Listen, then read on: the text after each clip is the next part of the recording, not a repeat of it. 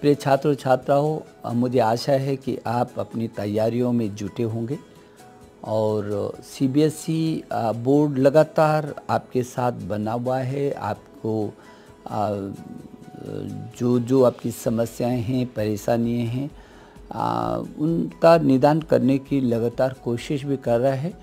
अभी लगातार मेरे पास जो सूचनाएं आ रही थी और आपसे जो लगातार संवाद भी मेरा हो रहा है, तो आपके सामने पहली समस्या तो ये थी कि उन स्कूलों में जाकर के वहाँ परीक्षा देनी पड़ेगी, बहुत दूर हैं, तो ये दूसरी जगह जो सेंटर होते थे, उन दूसरी जगह सेंटर होने के को भी निस्तारित करके पहला निर्णय सीबीएसई बोर्ड ने ये कहा था कि वो आप अपने ही स्कूल में आपका सेंटर होगा।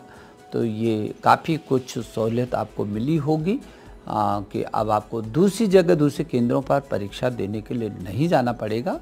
जो इंटर और हाई स्कूल की बची हुई परीक्षाएं हैं, लेकिन अभी जो जैसे कि जो छात्रावासों में छात्र रह रहे थे, वो उन्होंने अपने छात्रावासों को खाली करके सभी लोग अपने अपने घरों में चले गए हैं, अपने प्रदेशों में चले गए हैं।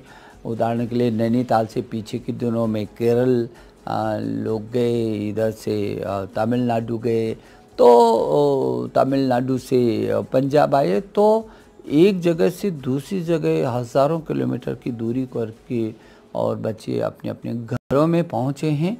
अब दूसरी बड़ी समस्या जो सामने आई है कि वो फिर उनको जाना पड़ेगा अपने स्कूल में। भले ही स्कूल में आपका अपना केंद्र हो गया, लेकिन आप तो अपने घर पर हैं।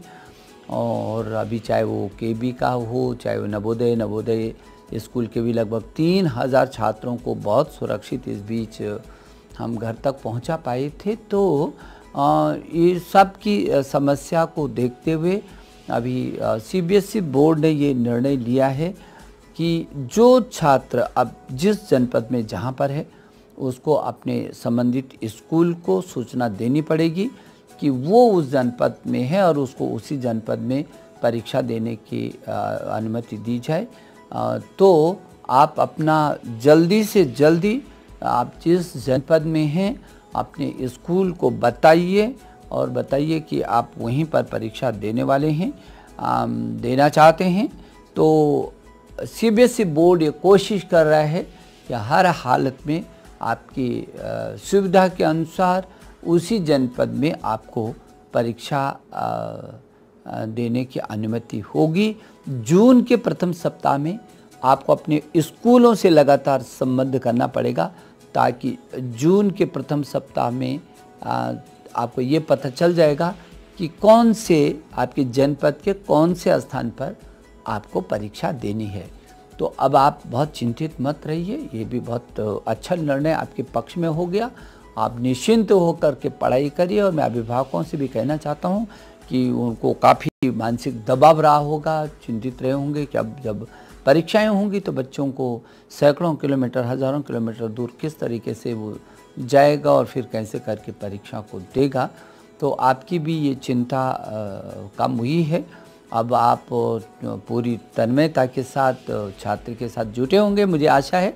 और मेरे छात्र छात्राएं, मुझे आप पर बहुत गर्व महसूस होता है कि आप बहुत अच्छे तरीके से, बहुत मस्ती के साथ आपने इस समय को बहुत अच्छे तरीके से प्रयोग में लाई हैं। आप अच्छे तरीके से उसका आपने उपयोग किया, बहुत अच्छी तरीके से आपने सब लोगों के साथ हंसी खुशी के माहौल में, मस्ती के माहौल में अपनी पढ़ाई भी शुरू की और अपने को सुरक्षित भी रखा है और अपने परिवार को भी आपने सुरक्षित रखा है।